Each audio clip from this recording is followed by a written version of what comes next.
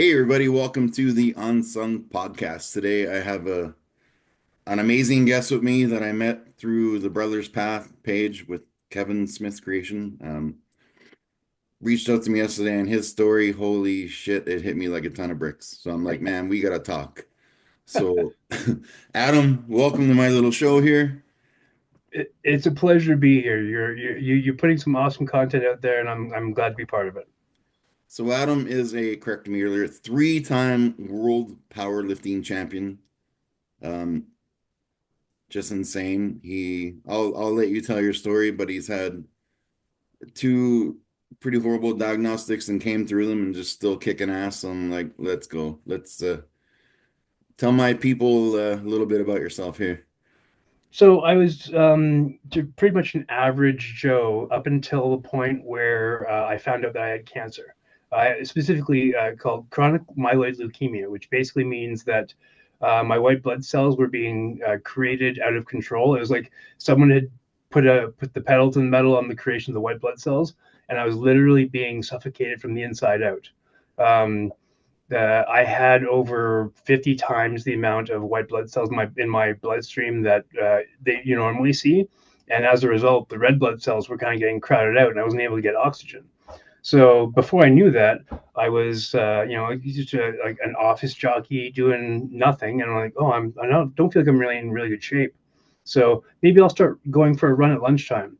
And runs were excruciating. I'd go for 50 meters and I'd be completely out of breath, walking up a flight of stairs completely out of breath. And so then I'm like, okay, something's not right here. And so I went to the doctor, and doctor said, it was the time when Alberta didn't have a lot of family doctors. So I finally found a new family doctor, and he's like, well, let's just run some routine tests, so like some blood tests, see what you got. Uh, I did the blood test at the clinic, and I hadn't even gotten home yet from the car when the doctor's office was phoning and saying, you need to get your ass to the hospital right now. And that's never a good sign, right? So I Yeah. got there, and you've got cancer, you're not going home. And so yeah, they ran a bunch of tests on me to turn it was leukemia, and then I got a couple new drugs that would basically kill the white blood cells as fast as they were being produced. So I wasn't getting better, but I wasn't getting worse. The problem with that is that the longer you let cancer go, the more it can kind of switch to the aggressive form. So it was basically a race against time to find me a bone marrow donor before things went postal in my body. Luckily, found a bone marrow donor. In November 2003, I had a bone marrow transplant. However, I had my bone marrow transplant 3 weeks after my twins were born. So we had our twins. They were in the NICU, kind of doing their because they were born premature. We literally got them home for 4 days, and then I was in the hospital, and I didn't come home until Christmas. Wow. And when I did come home, I was immunocompromised, so the babies couldn't go out of the house. My wife couldn't go out of the house. My mom and my wife's mom were living with us at the same time because there was two babies and a bald, sick guy in the same house, right? But to backtrack on that, the reason I got into powerlifting is because when we were in that kind of window between the initial diagnosis and the bone marrow transplant, the doctor said one of the things that kills people during cancer treatment is weight loss. Because once you get down to a certain, like if you lose too much weight, your body just simply cannot recover. Hmm. So the doctor's like, eat as much as you can and try and get as big as you can because you're going to lose about 30% of your body weight. And so I'm like, okay, well, how do I get bigger? And so I found a powerlifting gym in Okotoks and started learning how to powerlift. And I was brand new at the thing, so I wasn't really getting anything great.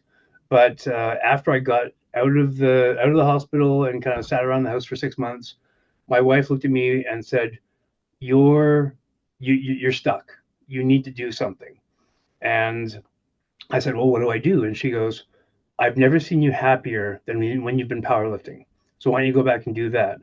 So that's when I started doing that. So about 2005, I think I started training pretty seriously. And then in 2008, I got to go to my first World Championships, which was not a. I came dead last in my age category and weight class. However, the cool thing about that was the World Championships were being held 20 kilometers away from my bone marrow donor's house. Wow. Like he and I connected, and he was, when you're doing a bone marrow stuff, you have to both agree to want to connect, and once that happened, we were chatting, and I said, hey, I've got a chance to go to the World Championships possibly, and he's like, where are they? I'm like, they're in Birmingham, England. I'm like, holy crap! And he goes, I live 20 kilometers away from there. Wow. And so I went to the World Championships. I got to meet his family. Um, and they basically adopted me right on the spot. They watched me lose horribly, horribly, because it was my first. I only had 3 meets at that time, and I just squeaked by. All the minimums that they get you to the World Championships. I kind of like checked off all those boxes by the skin of my teeth, but I got to go, which was really cool. And then I came dead last because I was overweight for the size that I was. Uh, Fast forward to 2009, the World Championships were in Paris, or near Paris, and I dieted down to the weight class below. I did everything right. I kind of gotten everything kind of dialed in, and I won the 90 kilo division at that point. So once again, we did a quick trip over to England after I went to Paris to see the bone marrow donor family again, and then after that, I trained for a while. We did a couple more World Championships in 2016 and 2017. I had the top heavyweight male in the Masters division 2 years in a row, and I currently have records in. Now, see, I don't know if I want to be proud of this or not, but I have records in 7 different weight categories. Oh, So like everything from 90 kilos up to 125 kilos, I've set a record at some point in every one of those divisions. So I just keep getting fatter, but I just keep getting stronger. So it just kind of it works out for me. now when you're in that competition, so I do have 50% of my watchers are American. So Okay. how many pounds would you be lifting to win that? Like what was the winning weight? Oh, back in the day, so that was equipped lifting. So I had that was the whole process of like raw or classic lifting hadn't really come up then. So if you were a power lifter, you wore like a heavy canvas shirt and heavy canvas briefs and things like that. And they basically gave you an additional 100 pounds of lift on all your lifts. So I think in 2009 when I won the 90 kilo class, I had a 440 bench with the gear on and things like that. And I can't remember what the squat was, but it was somewhere in the neighborhood of 550 or something like that. Same Oh with the deadlift. man. But after that competition, I was like, I'm done with this nonsense gear. I don't want to wear, and in that federation, there was also no drug testing. So I was like, I don't want to be part of this. I don't want to take drugs. I don't want to wear all this stuff. So that's when I found classic or raw lifting. And it was basically just me, a singlet, and whatever I got from then on. And that's when strength started to take off.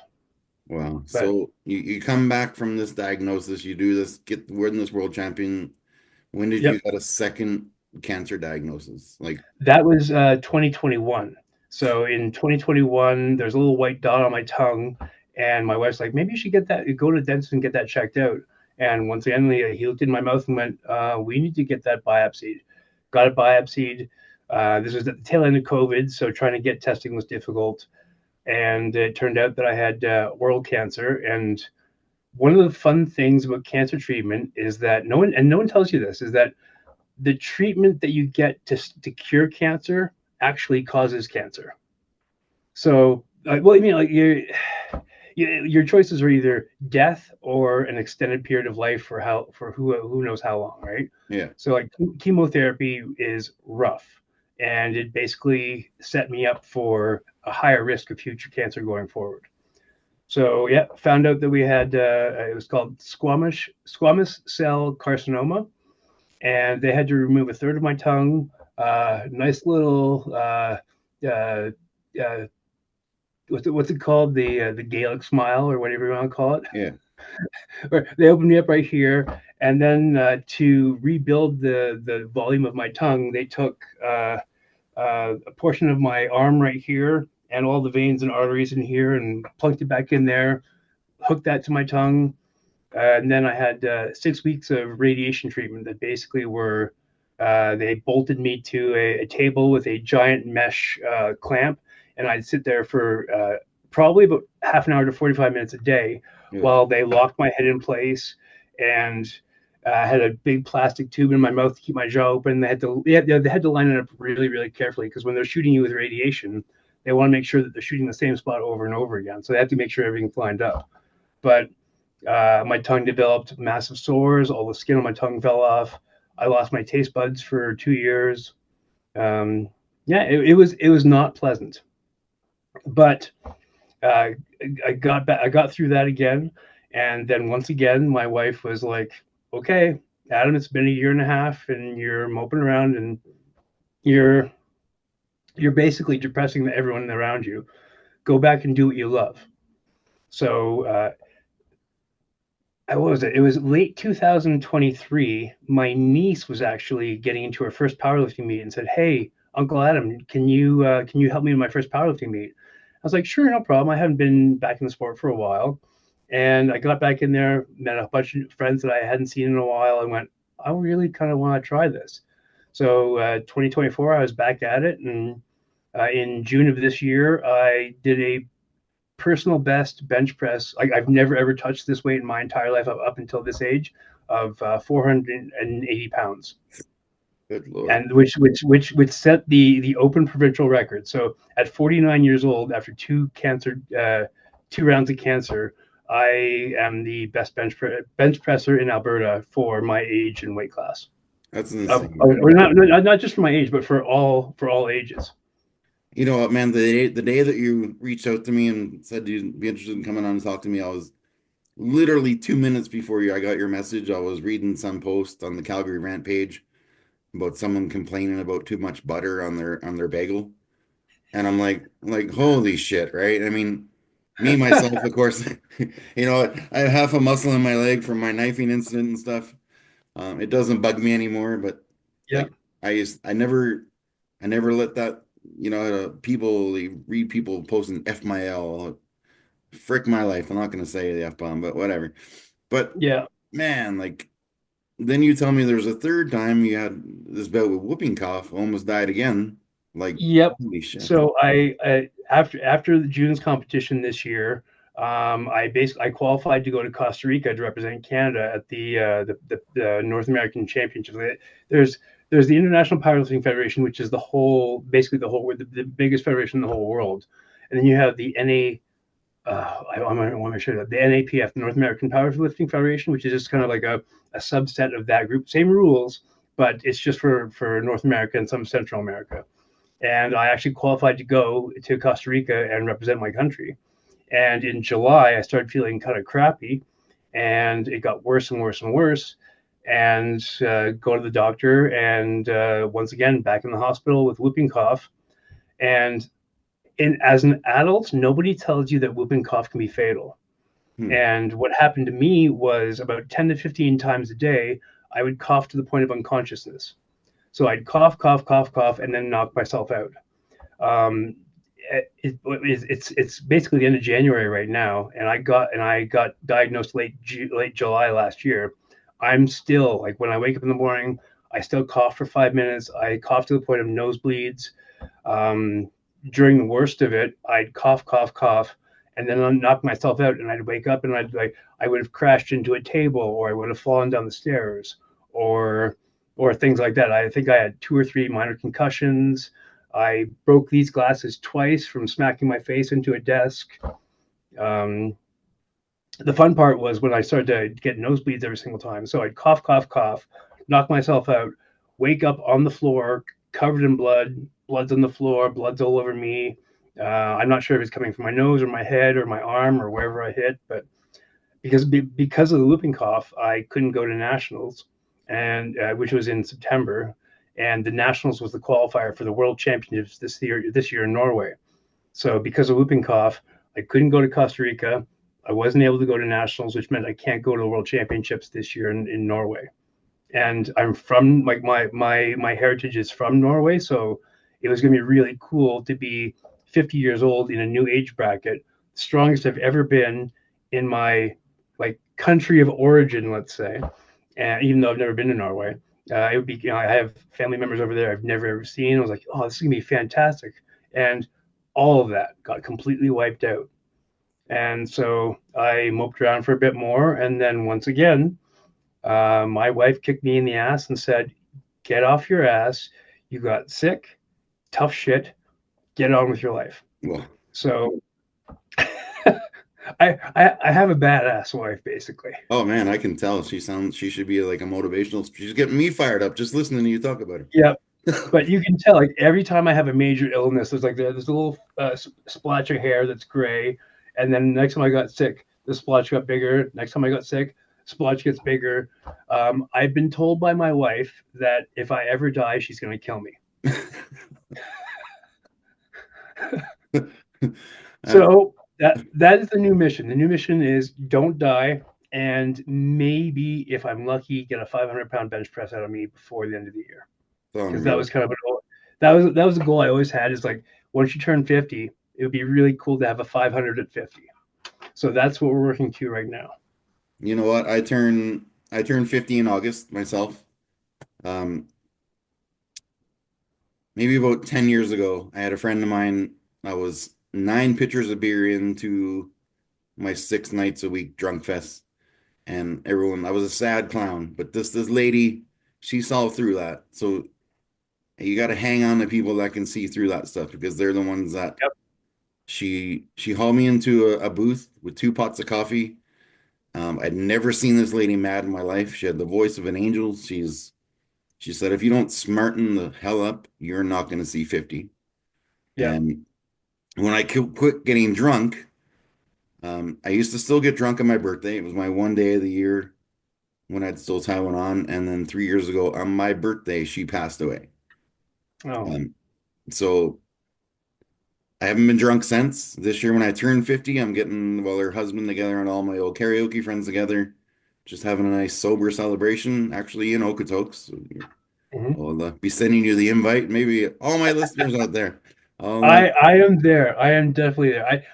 I lost my singing voice since yeah. the tongue half the tongue went away. I had to teach myself how to talk again after I came out of the hospital that last time, and so this uh, as we talk, you might notice that I'll start to slur. I lost a bunch of salivary glands as well, so unfortunately, my singing voice is no longer. But as long as people can understand me now, it's quite good. But you know what? I But see a couple guitars back there and some sort of windpipe looking instruments. So you can bring those and we'll just have have a big kitchen jam. Um, done deal. One thing I noticed on your profile, which really hit me, because I've always wanted to be a Special Olympics coach or work with them in some way. You trained powerlifting for Special Olympics. What was that like? It was the greatest experience of my entire life. Like bar none. If you take away the records I've got and the places I've been able to travel to, the most rewarding part of my powerlifting experience has been getting to coach Special Olympics athletes. Um, it was one of the earlier meets I went to. It must have been 2008, 2009, around that time. I'm sitting in the back, like back behind the curtain, kind of getting ready to getting warmed up for the meet, and all of a sudden you hear bagpipes. I'm like, what the, what, why are there bagpipes? And at the time in Calgary, the Special Olympics powerlifting team was training out of the downtown police headquarters, Hmm. like in the police gym. So, as a fun little thing, the pipe and drum band for the police officers would escort the Special Olympians in, like right down the middle of the aisle, make a big to do about it, and I was like, this is really, really cool. And then, okay, well, let's just watch. I had my own thing I was there to do, but I couldn't help but kind of notice like how amped the crowd got, because if you've never trained a Special Olympics athlete, they have zero quit in them.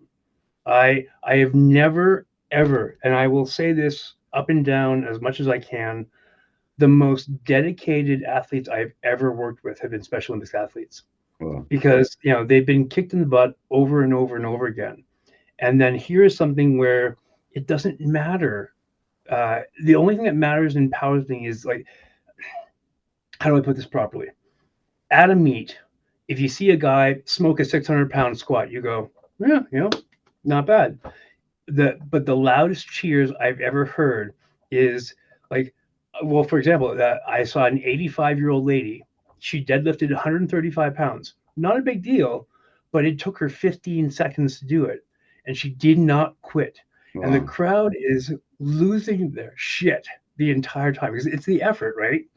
And to watch, I mean, and every single athlete I've ever worked with in Special Olympics has had that same kind of effort. They do not quit. And so, like, right after that meet, I was so inspired. I went up to the head coach. I said, I want to be part of this. And I think I was in Special Olympics as a coach for about 8 or 9 years before I had to finally kind of call it quits, because family obligations and things like that, and my training was taking over. But yeah, I've had lifelong friends who I made from that program. I hope I helped. I mean, I that's the only thing you can hope for, is that you imparted some positive impact on someone's life. And so I hope I accomplished that. Oh, I'm sure you did, man. I found this uh Instagram account one day. It's out in Victoria, BC. It's called Boxing Without Barriers, and it's just all kids with Down syndrome, and they teach them basic boxing skills. And I had a kid come over when I first moved to this little town here, Claresholm, and he was special needs. And the first time his hand hit that pad and his face just, Mm-hmm. I did that.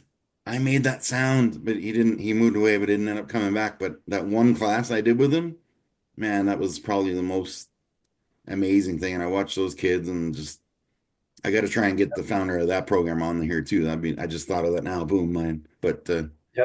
yeah, I've always wanted to just work with Special Olympians. And then we watched, I remember the movie The Ringer with Johnny Knoxville when he tries to rig the Special Olympics, but they used all real Special Olympians in that movie.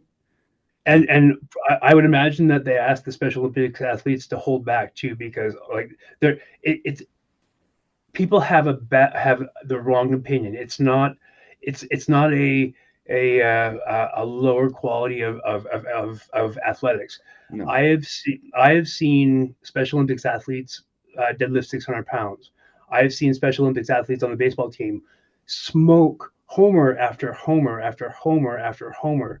Like, it's it is they are proper athletes, and I will argue till I'm blue in the face that Special Olympics, the Special Olympics as a games, deserves to have equal footing with any other sporting event out there, because it is really is, like, the level of competition, the level of effort and dedication is on par, if not greater, than anything else I've ever seen.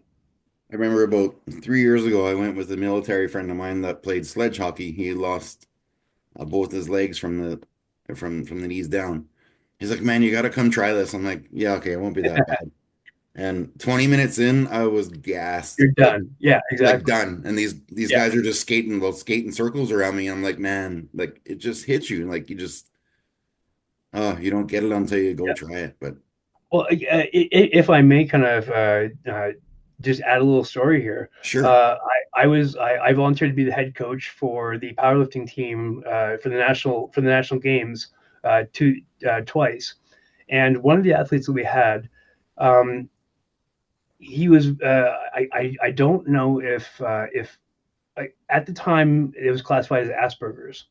I know that the diagnostic terms have now changed a lot since then, but um, this athlete, he needed repetition. He needed home. He needed his home bed. He needed, like everything had to be exactly the same as it did the day before, or else he just lost everything.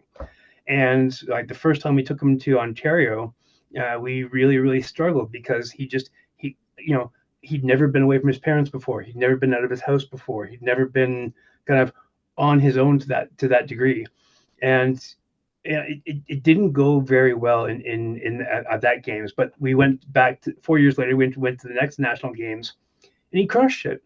Like the amount of like, I watched him in the first games that we took him to bite his hand so hard that he drew blood because he was so freaked out about being. And then 4 years later, here's this guy going, "I got this, Adam. Don't worry about it." Like the I, I'm gonna well up a little bit here, but I don't. I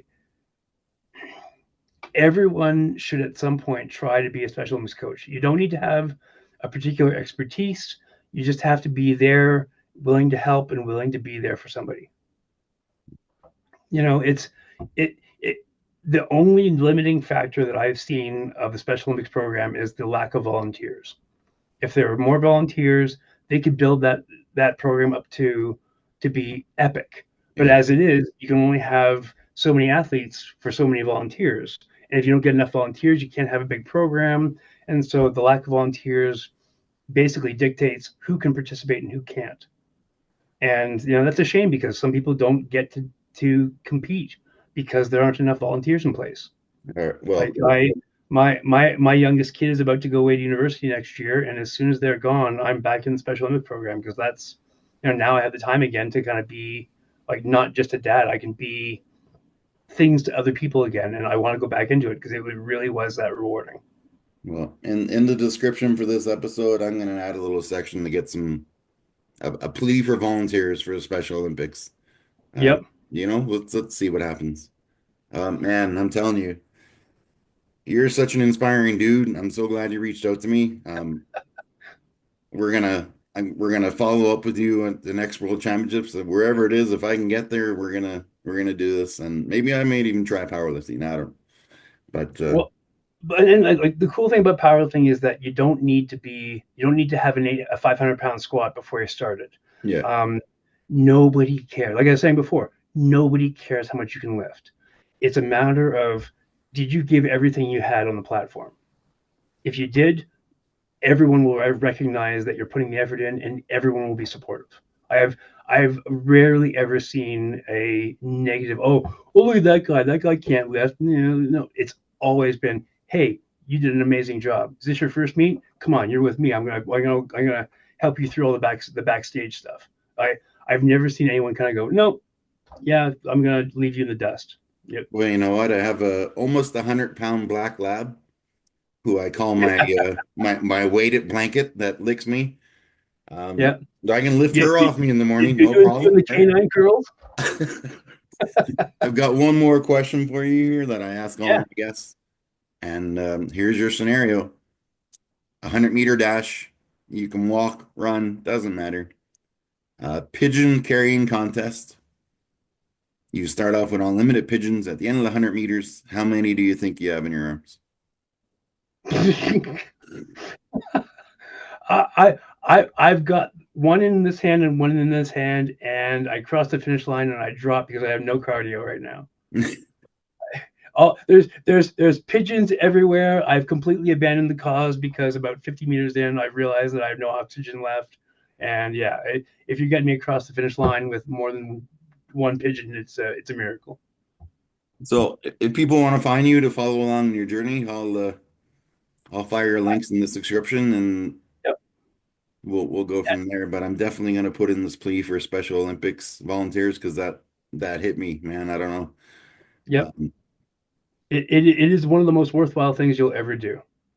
Awesome. Let's hope you're clear of new diagnostics and keep kicking ass. And man, it's probably one of my, well, aside from talking to the paramedic that saved my life, I wouldn't be here to do this.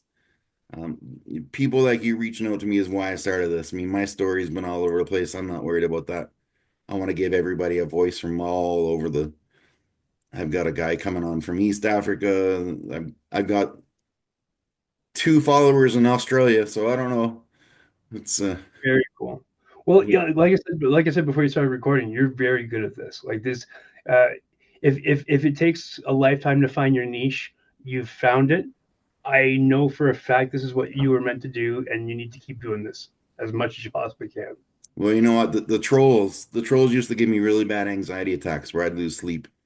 And the first time I went into a gym, I was almost 400 pounds. And there's these two guys behind me on an elliptical laughing, six-pack abs, built like Jersey Shore dudes. They're like, look at his neck, man. It looks like a pack of sausages. And when I'm pounding that heavy bags, I still hear those guys in my head and it fires me up. So I'm not Yep. condoning trolls, but if you get trolls, just use them as your noise cancel, your fire up. And of course, my daughter, she's my noise canceling headphones to it all. And then And talking to people like you and people that have been through shit, I'll so excited to see where this goes. and honestly, for every troll that you hear out there, there's somebody in the gym looking at you going, "Holy shit! Look at the effort that guy's putting in. I need to go harder now." Like for every person that is making fun of you, there are probably two people that you're inspiring. So it doesn't matter where you are, what level you're at. You've got one negative and two positives. You're just not hearing the positive. That's all. Yeah, my last note here, the first time I went into a boxing gym, it was Southpaw Boxing in Calgary, and Steve Claggett, Steve the Dragon, he came up to me. I've already lost 100 pounds, and he came up to me and said, "Let's get this champ."